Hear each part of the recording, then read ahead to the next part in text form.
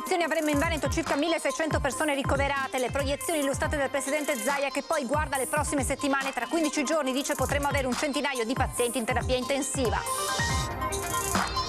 Un neonato di 3 mesi ricoverato per Covid all'ospedale di Padova. Sono i più piccoli in età scolare ad essere colpiti dall'infezione. Sul vaccino per gli under 12 il professor Palù annuncia EMA deciderà a fine novembre. Perquisizioni in tutta Italia per stroncare un gruppo di Novax che incitava alla violenza. 17 gli indagati, ci sono anche un 50enne padovano e un 30enne trevigiano. I carabinieri danno la caccia alla banda armata che ha assaltato la villa dell'imprenditore Miotto a Mogliano. La famiglia sequestrata, il racconto di una notte di paura. Anziano vicentino in stato confusionale percorre contromano quasi 12 km di autostrada da Mestre ad Olo. Tragedia sfiorata in A4, cave e polizia stradale gli hanno affiancato una safety car. Sta destando molta solidarietà e commozione la storia del pensionato veneziano multato di oltre 400 euro dalla polizia locale lagunare per aver tratto in salvo le anatre dalle grinfie dei gabbiani. Le pantere dell'Imoco Volley Conegliano eguagliano il record mondiale di imbattibilità con 73 vittorie consecutive e domenica potrebbe arrivare il record assoluto. Buonasera e ben ritrovati con l'edizione regionale dei nostri telegiornali. In primo piano dunque le novità emerse oggi durante la conferenza stampa del presidente Zaia, che aveva con lui a Marghera anche il professor Palù, presidente AIFA. Hanno parlato di vaccinazioni di terze dosi. Ebbene, è proprio su questo tema che verte il sondaggio che vi presentiamo subito in apertura di telegiornale. Vi chiediamo di rispondere a questo quesito: terza dose la farete? Se la vostra risposta è sì, il numero è lo 0422 1626691. Se la risposta è no, il numero da comporre è lo 0422 1626690. La chiamata è gratuita, anche se sentirete occupato la vostra risposta verrà correttamente registrata. L'esito del sondaggio questa sera nel corso di Ring. Allora sentiamo il punto sulla situazione contagi nella nostra regione dalle parole del presidente Zaia oggi in conferenza stampa a Marghera.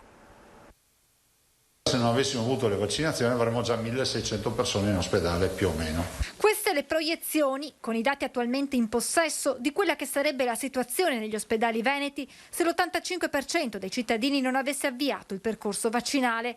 Ma c'è un'altra importante previsione di un possibile scenario. Pensiamo che nel giro di 2 settimane, che la parte che più ci preoccupa, dalle proiezioni che abbiamo noi arriviamo a un centinaio di persone in terapia intensiva. Ma non dovrebbe esserci comunque il cambio di zona, visto che per il passaggio in fascia gialla si dovrebbero superare i 3 parametri previsti: del 15% dell'area non critica, ora al 4%, del 10% delle terapie intensive, attualmente al 5%, e l'incidenza già ora sopra la soglia con 115 casi ogni 100.000 abitanti. Tra 2 settimane, spiega Zaia, dovremmo averne superati 2 su 3. In questa fase i contagi riguardano soprattutto i bambini, in particolar modo quelli in età scolare. Nell'80% si tratta di casi asintomatici o con sintomi lievi, salvo qualche eccezione. C'era un bambino di 3 mesi positivi che è stato ricoverato a Padova. Mi sembra che l'ha seminato in questo fine settimana, un caso. In vista della terza dose da dicembre per la popolazione tra i 40 e i 60 anni, Zaia annuncia una novità. Nel giro di qualche giorno daremo comunicazione, assettiamo il sistema per cui troveremo spazi liberi nelle agende, che so, io ho i 6 mesi che mi scadono il 12 di dicembre. L'idea è quella di poter entrare in settimana, di prenotarmi un appuntamento dal 12 dicembre in poi. Intanto nei prossimi giorni vi sarà un incontro delle regioni con i capigruppo dei partiti di Camera e Senato per illustrare i costi sostenuti in questi 20 mesi di pandemia, che sono costati al Veneto 1.300.000 euro. Veneto che nella domanda di ricognizione ha avanzato una richiesta di 513 milioni di euro. E adesso l'analisi sul fronte vaccini e terze dosi del presidente di AIFA, il professor Giorgio Palù. EMA, che ho sentito stamattina, prenderà la decisione il 29 di novembre. Una decisione arriverà e noi seguiremo quello che ci indica l'EMA. A fine novembre, dunque, EMA si pronuncerà sull'immunizzazione per i bambini sotto i 12 anni. Al momento la fascia di popolazione esclusa dalla campagna vaccinale sono i più piccoli in questa fase ad essere maggiormente colpiti dall'infezione, situazione diversa rispetto a quella di 12 mesi fa. I bambini non si infettavano per niente, né con la Alfa, tantomeno con Wuhan. Trasmettevano pochissimo, non si ammalavano e non morivano. Con Delta la cosa è diversa. Variante Delta fino a 10 volte più contagiosa rispetto alla Alfa, con un'incubazione di soli 2 giorni. Mutazione ora dominante in tutto il mondo. In Italia rappresenta il 99,7% dei casi. Questo virus si sta adattando, c'è poco da dire. Quindi sta adattandosi grazie ai vaccini per diventare endemico. Se circolasse ancora il virus di Wuhan avremmo una protezione dall'infezione del 95%, dell'85% se ci fosse Alfa, ma lo scenario è cambiato con la Delta, spiega Palù, che presentando i dati raccolti in altri stati, in primis in Israele, ribadisce come sia stata dimostrata con il passare dei mesi la diminuzione della protezione dall'infezione del vaccino, ma c'è un altro aspetto che non va ignorato. Abbiamo un vaccino che è disegnato su un virus che circolava 2 anni e mezzo fa, ha ancora la capacità di proteggerci nel 90% dell'evento grave.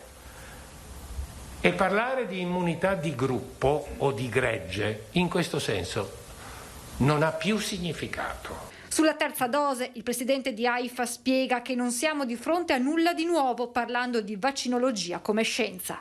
Tutti i vaccini hanno una terza dose. E normalmente si fa dopo 6 mesi dalla seconda e si chiama booster. Dopo la terza dose noi abbiamo un'esplosione di 10 volte della risposta sia umorale che cellulare. Io sono convinto che questo booster dose perlomeno per 1 anno dovrebbe, se non di più, tenerci buoni. Perquisizioni in tutta Italia per stroncare un gruppo di no-vax che incitavano alla violenza. 17 gli indagati, tra loro un 50enne padovano e un 30enne trevigiano, cui è stato sequestrato un telefono cellulare sul quale saranno svolte le indagini tecniche per verificare i contenuti scambiati con gli altri affiliati più radicali al canale di messaggistica online. Istigavano all'uso di armi, lanci di acido, usavano termini come impiccagioni, fucilazioni e gambizzazioni, reati da commettere contro le forze dell'ordine fino ad arrivare alle più alte cariche istituzionali come il Presidente del Consiglio Mario Draghi. 17 le persone indagate dalla Digos di Torino che nelle chat Telegram del gruppo Basta Dittatura ha individuato il cuore dei violenti. Nelle perquisizioni scattate in tutta Italia sono finiti anche 2 veneti, un trevigiano e un padovano. Entrambi sono indagati per istigazione a delinquere aggravata dall'uso di strumenti telematici attraverso i quali incitavano alla violenza e al non rispetto delle regole. La chat Basta Dittatura è uno degli spazi web e social di riferimento per la galassia Novax e dei negazionisti del Covid. Molte le adesioni a questa chat anche in Veneto. Per la gravità dei contenuti è stata sottoposta a sequestro. La Polizia Postale di Torino vuole avviare le procedure anche per l'oscuramento di nuovi canali Telegram nati dopo la chiusura di Basta Dittatura, in cui si leggono minacce rivolte a magistrati e investigatori. Nel mirino di queste persone anche medici, scienziati, giornalisti, personaggi pubblici e cittadini che hanno scelto di vaccinarsi contro il Covid.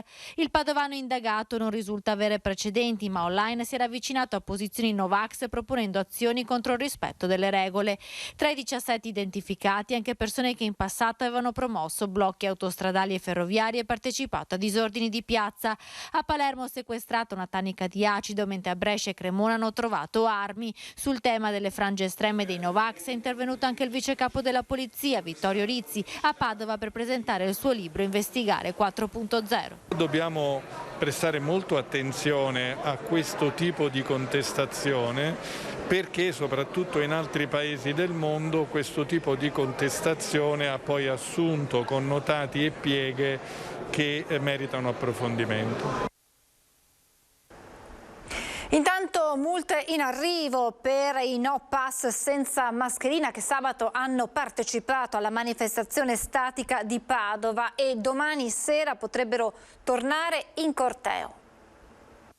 I no pass potrebbero tornare a manifestare in corteo dopo la manifestazione statica di sabato al Parco Europa a Padova, che ha radunato circa 3.000 persone, tutte senza mascherina. Pare che possa esserci un corteo per le strade della città martedì sera. La conferma di un possibile raduno, ovviamente all'esterno delle aree vietate dal COSP, arriva anche dal questore di Padova. Rispetto a un corteo che si possa fare di sera in strade non interdette, io non sono contrario, cioè bisogna chiarire che non abbiamo vietato i cortei tout court, ma i cortei di pomeriggio nel centro storico, quelli sì. Nel frattempo potrebbero arrivare le prime multe per i manifestanti di sabato senza mascherina. La questura è al lavoro per identificare i partecipanti che non hanno rispettato l'ordinanza che imponeva l'uso del dispositivo di protezione personale in caso di assembramento. I servizi della polizia scientifica consentiranno l'identificazione, di queste persone, e laddove vi siano identificazioni certe,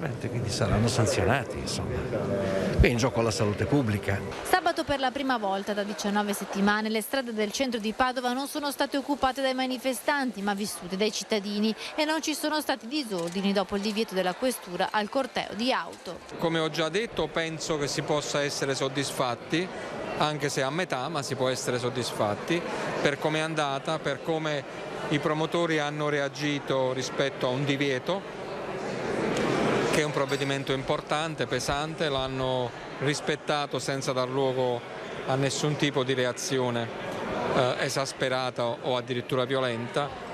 È vero che le mascherine non sono state indossate dalla stragrande maggioranza dei manifestanti ed è un problema che dobbiamo affrontare da subito con le sanzioni che adotteremo, come dicevo, e anche per il futuro per adottare tutti gli strumenti perché le regole vengano rispettate.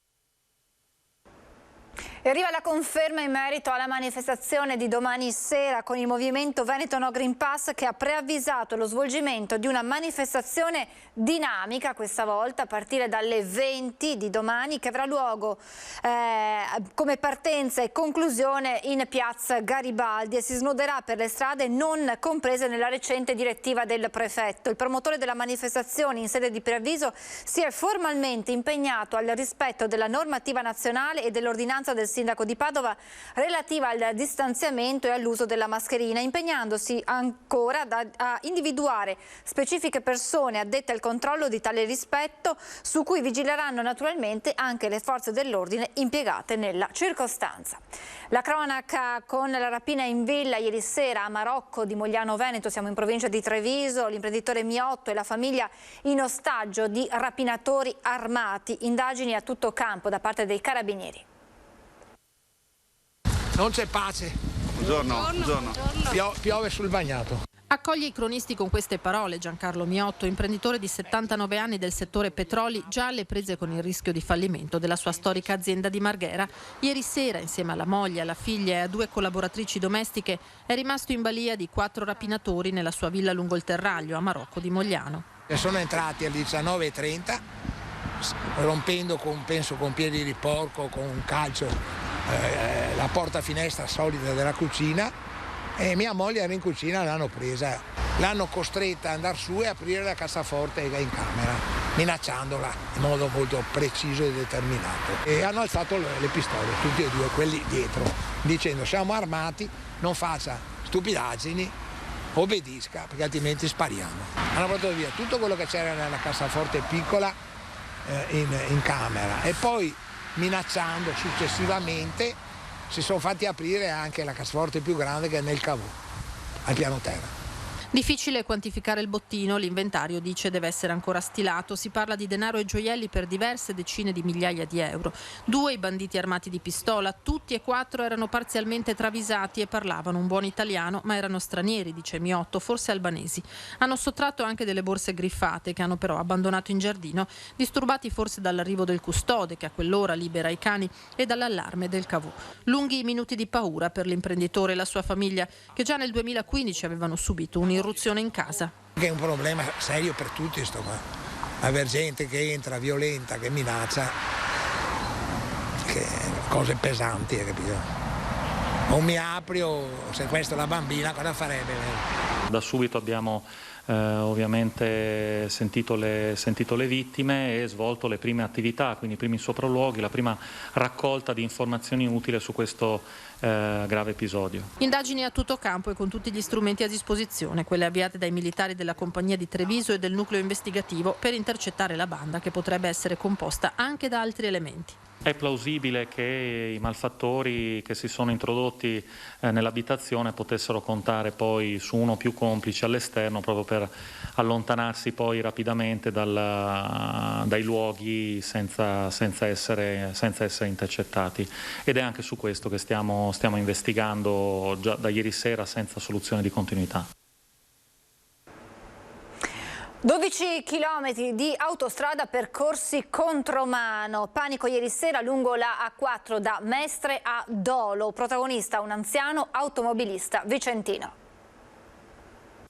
Attenzione, pericolo, auto contromano in carreggiata e la scritta comparsa nel tabellone luminoso nella notte appena trascorsa lungo l'autostrada A4 nel tratto tra la 57 a Mestre e a Rino Est in direzione Trieste. L'automobilista, un pensionato vicentino, ha percorso contromano quasi 12 chilometri d'autostrada. Fortunatamente non si è verificato nessun incidente grazie alla safety car, il pronto intervento degli ausiliari della viabilità di Concessioni Autostradali Venete e della Polizia Stradale, con l'immediata attivazione appunto delle procedure d'emergenza previste per questi casi.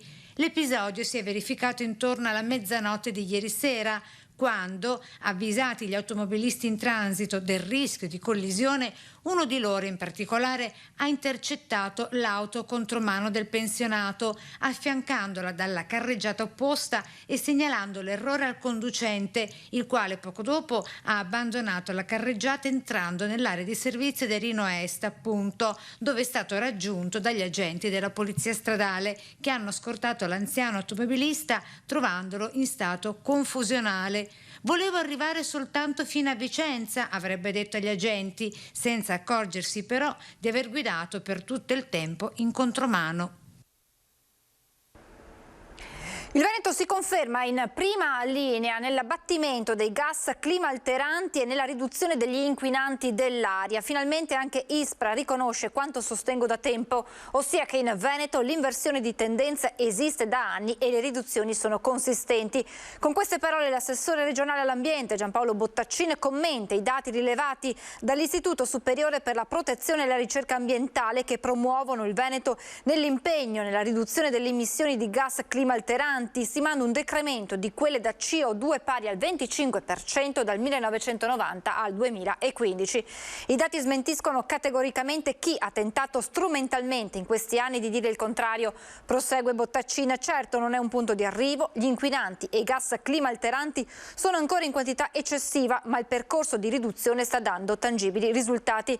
Continueremo in questa direzione, ma inizia finalmente a palesarsi il fatto che la qualità dell'aria non è in peggioramento, ma anzi in miglioramento. Tappa a Belluno per Andrea Martella, candidato alla segreteria regionale del Partito Democratico, pronto alla sfida congressuale con Laura Puppato. Martella in città ha presentato alla comunità la proposta di avere accanto a sé in qualità di vice segretaria regionale l'attuale segretaria provinciale del PD Monica Lotto.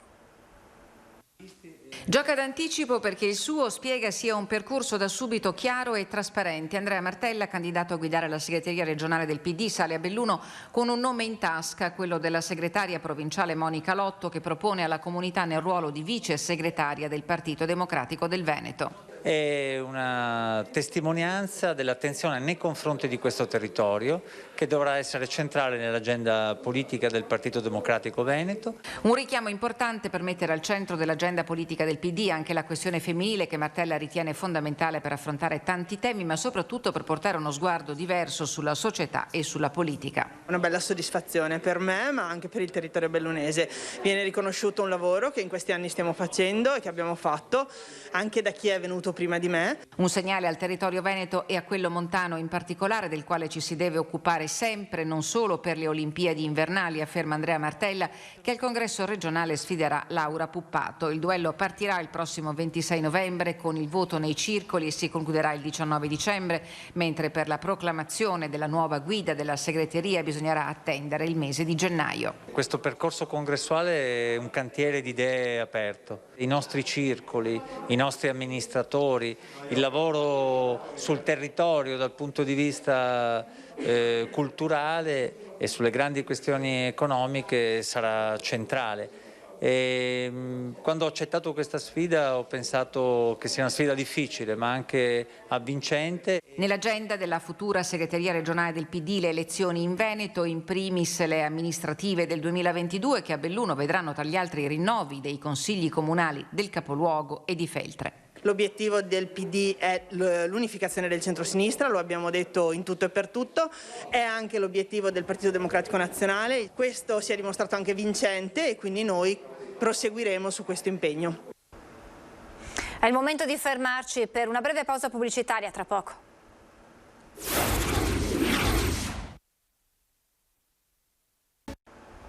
Rieccoci in diretta. Sta destando molta solidarietà e commozione la storia di un pensionato veneziano multato di oltre 400 euro dalla polizia locale lagunare per aver tratto in salvo le anatre dagli attacchi dei gabbiani.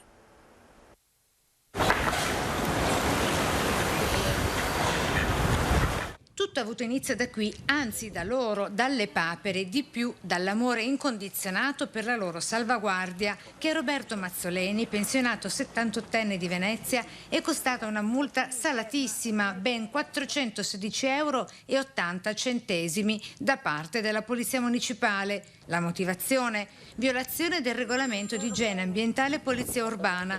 Insomma, multato perché cura e si prende in carico i pulcini di germanie reali e anatre selvatiche per salvarli dalle grinfie fameliche dei gabbiani, veri predatori di uova e sterminatori, come detto, di pulcini. Quando sono piccole i gabbiani fanno incetta, io mi sono sentito il cuore tenero di raccoglierle, farle venire grandi e poi rimetterle di nuovo in acqua nel suo habitat più naturale. Poi gli do da mangiare ogni mattina, gran turco e un po' d'acqua dolce che a loro necessita moltissimo. E non basta che per nutrirli il signor Roberto vada a comprare il mangime a base di granaglie fino a Sant'Erasmo, unico rivenditore veneziano delle 112 isole e isolette della laguna. La sanzione perché è considerato come il proprietario e tutore delle papere, sebbene avesse più volte specificato di non esserlo, dice. Le ho detto che non sono proprietario, per cui loro mi attribuiscono la proprietà. Ora Roberto farà ricorso tramite avvocato, folta barba bianca e dall'aspetto che tanto ricorda il celebre nonno di Heidi dei cartoni animati e che qui a Santa Marta gli è valso il soprannome di nonno delle anatre. Ex scaricatore al porto di Venezia, in queste ore è tanta la gente che gli sta dimostrando solidarietà anche con la creazione di una colletta per aiutarlo a sostenere le spese cui è costretto. Mi sento molto amareggiato di questa situazione. Qui a Venezia le anatre sono ammirate e fotografate al pari delle sue bellezze architettoniche e paesaggistiche, diventando oramai parte integrante della città. Ricordiamo, patrimonio dell'umanità che in quanto tale va reso accessibile e tutelato. Siamo allo sport, volley, Pantere da Guinness dei primati. Con la vittoria di ieri la striscia dell'Imoco Volley Conegliano è di 73 gare di imbattibilità.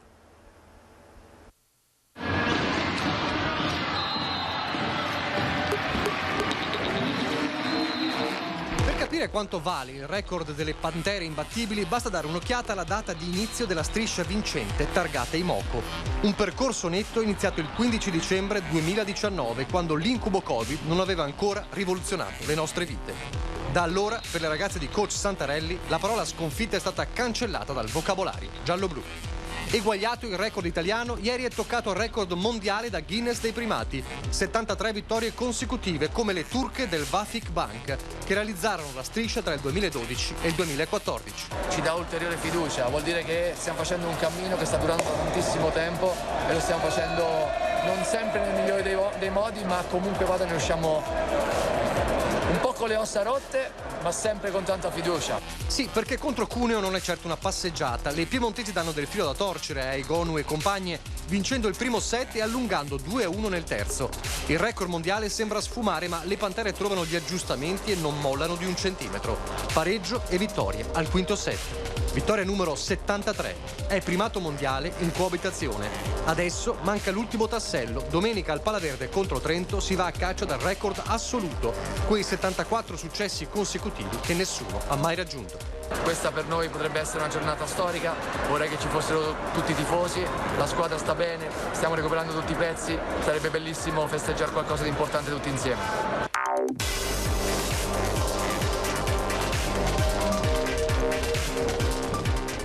Lascio alle previsioni del tempo, grazie per essere stati con noi, buona serata.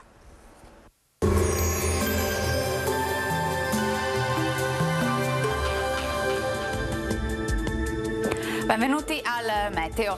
La circolazione di bassa pressione giunta lo scorso weekend insisterà ancora alcuni giorni sulla penisola, rinnovando una lieve instabilità. Vediamo il dettaglio di martedì 16 novembre. Sul Veneto nelle prime ore tempo variabile con alternanza di nubi e schiarite, poi cielo da molto nuvoloso a coperto. Precipitazioni fino al mattino assenti, poi probabilità in aumento con qualche piovasco, specie sulle aree più meridionali della regione. In estensione pressoché ovunque alla sera. Si tratterà di fenomeni comunque sparsi. Temperature stazionarie minime tra 1 e 9 gradi, massime comprese invece tra i 12 e i 14 gradi. Ci spostiamo ora sul Friuli Venezia Giulia, molte nubi anche qui con cielo spesso coperto e in prevalenza grigio, ma sarà per lo più asciutto. Temperature minime tra 7 e 9 gradi, massime sui 12-14 gradi. Infine diamo uno sguardo alla situazione del Trentino Alto Adige, dove avremo qualche spiraglio di sole, ma nel pomeriggio cielo molto nuvoloso, tuttavia senza precipitazioni. Temperature minime intorno ai 4-7 gradi, massime sui 13-14 all'incirca. Dal meteo di Antena 3 per ora è tutto, arrivederci al prossimo aggiornamento.